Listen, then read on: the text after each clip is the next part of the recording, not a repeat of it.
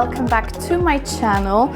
So I'm coming to you today with a very humble haul, but I just want to quickly review these fragrances so we are on the schedule with everything that comes to my door via mail. You know, I always want to show you new things that I got, so let's go ahead and jump right in. If you're new here, don't forget to subscribe and let's go ahead. So the first fragrance I got was sent to me by Teo Cabanel's team, so thank you very much. And this is their newest release. By the way, I'm still praying for them to get Paul Stelle back in stock.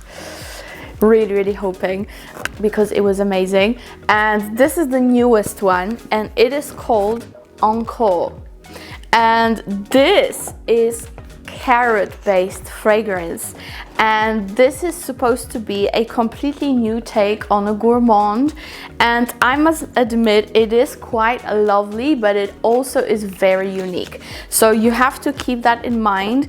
I would say sample first and decide if that's something that you like. I personally really loved it. It's like nothing that I smelled before. I did sample it first, okay? And you definitely do get that carrot, kind of like carrot cake, slightly powdery, slightly vanillic, but in general, this is a fresher scent. I think this is gonna be perfect for spring, even summer, why not? I do also get like a hint of floral in here as well. It is just lovely. There is a slight spiciness in here as well. So there's everything in one, but in general, I would say it is a semi-sweet, like slightly savory, sweet fragrance that is fresh, super long lasting, and definitely very interesting. Unlike anything I smelled before, truly. In regards to that, they did so well because this is such a unique scent. I love it. And with Teo Cabanel, they always have such a great longevity and projection.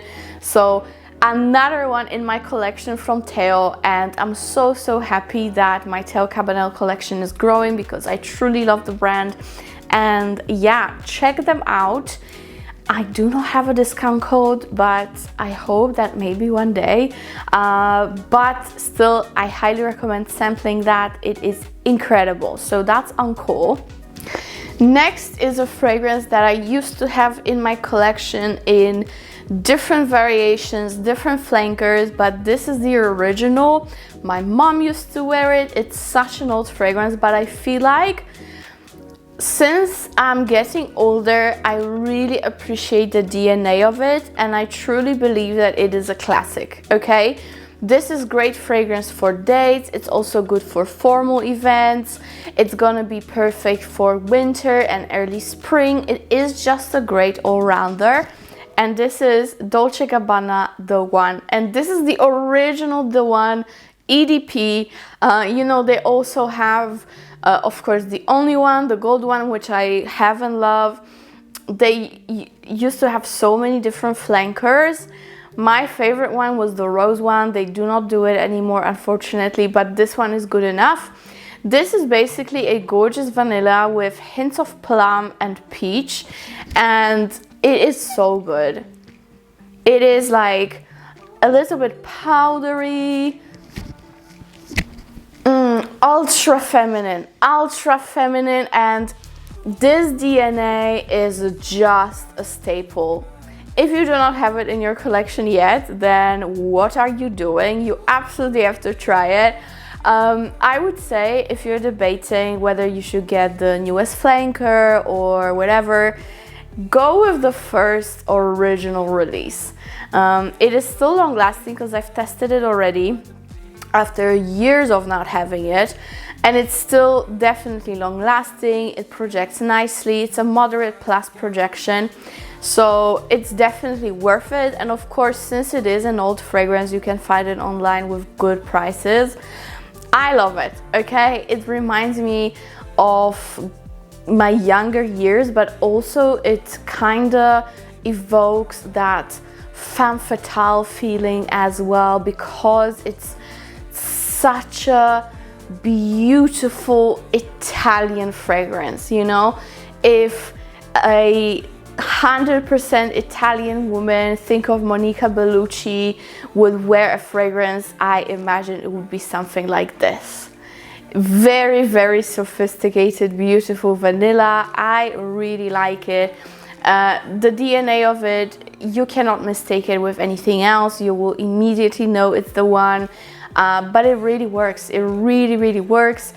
I really like it, and I'm so, so happy to have it back in my collection after literally like 10 years.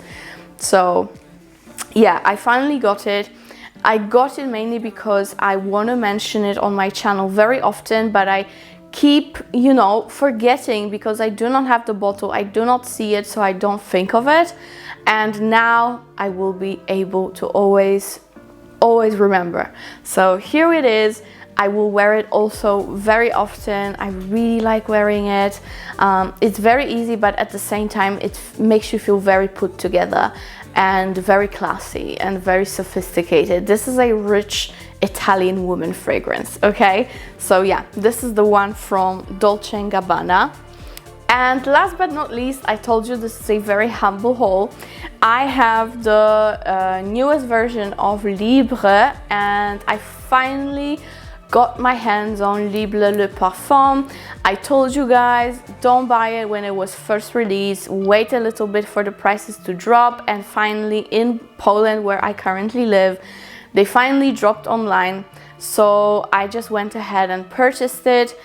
To me, this and the original are the best from the line. I do like the intense one, but there must have been a reason to it why I skipped on it. I'm happy I waited it out, because if I had the intense, it would be completely redundant for me to have this one. Even though there are differences, they're not the same. This one is heavily infused with honey. You still get the original DNA, but it's definitely deeper, sweeter, and more vanillic. Definitely the least prominent on lavender out of them all.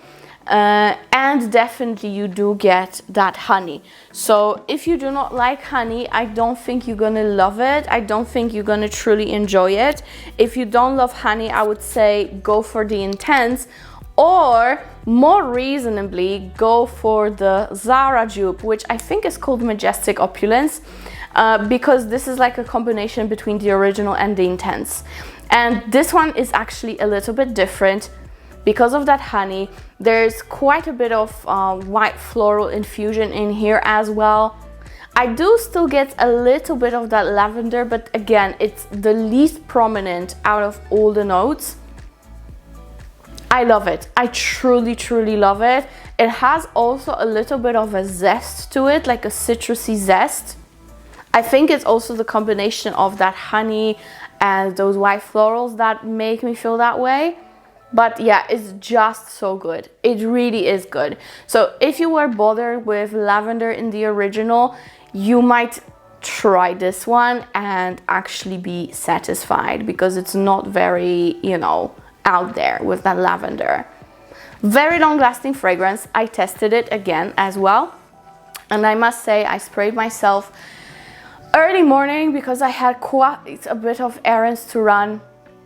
And I spent pretty much the whole day in the city, and then I was just, you know, around my house, cleaning, doing all that kind of shit that we all have to do. And I went to have a shower at around midnight, I would say, maybe even later. And I got naked, and I could still really smell it. Not only on my clothes that I was taking off, but mainly in my neck area and my hair. Which means this actually does stick to your skin and into your hair, and it does last there. Especially when I, you know, went into the warmer water and everything started to, you know, get steamy, then it really hit me, that fragrance. It's really, really nicely projecting. Very happy with this. I actually think it might have the best projection out of all the Libres. even though I never complained. I must say that the original is good. Of course, the Eau de Toilette I would never even mention, because obviously I'm not that kind of person. The Intense is of course fine, but I feel like this is the best. So even though the price is, of course, let's be honest, all prices are now ridiculous, even butter, even bread, right? So with fragrances, we cannot expect them to not be ridiculous. That's what I think. But anyways, even though the price of YSL fragrances are ridiculous, this is actually worth it, especially if you find it a bit cheaper online than just get it. You might really like it. I just got twisted in my own cable, sorry. But yes, this one is really lovely, and I intend to wear it a lot. Also, what it kind of reminds me of is Safanat from Marley. I feel like they have that same orange blossomy facet, very warm. They are just both very warm. Also, Safanat to me, even though there is no honey listed, it is a little bit like honeyed to me, okay, to my nose. So they kind of remind me of each other, not exactly the same, obviously, but if you were craving Safanat and you want to, you know, save a little bit at least, you can get this, and you're gonna have same vibe of it, okay? They are gonna be perfect to mix with each other. To me, Safanat is more of a sensual fragrance. It doesn't project that much. It's long lasting, but it doesn't project that much. Whereas this one definitely does project, and my shower can attest to it. So yeah, lovely fragrance, very nice new release. Again, if you like Safanat, you will surely like it. Because to me it's like a combination of Libre Intense and Safanat in here. So I really like it. Very good release. So that is it, and this is the end of it, guys. This is the whole haul. Nothing more to show you. There are some fragrances coming my way, so I will surely feature them. Maybe I will create a short if this is not enough for a video. We'll see, okay? And let me know if there are any new fragrances you have purchased, and see you in my next one. Bye!